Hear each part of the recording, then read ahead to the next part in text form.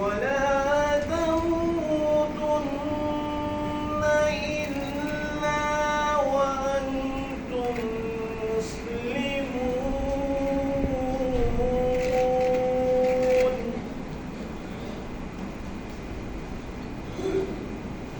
واعتصموا بحبل الله جميعا ولا تفرقوا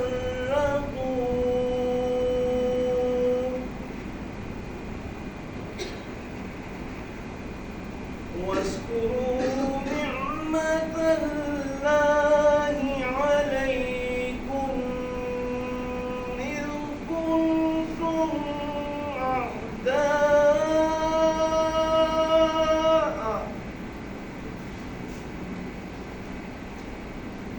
إذ كنتم أعداء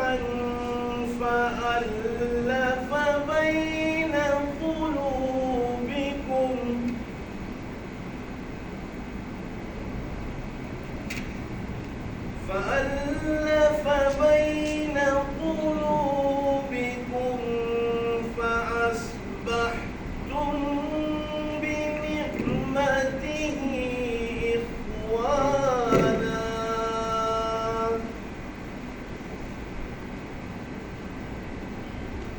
وكنتم على شفا حفرة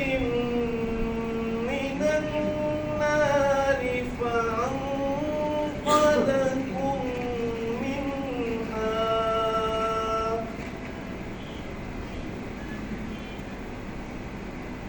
كذلك يبين الله لكم آياته لعلكم تهتدون.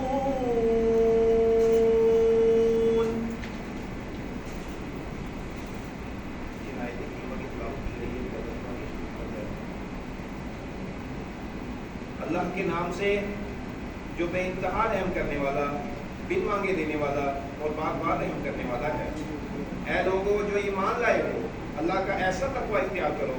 जैसा इसका तकवा का हक है,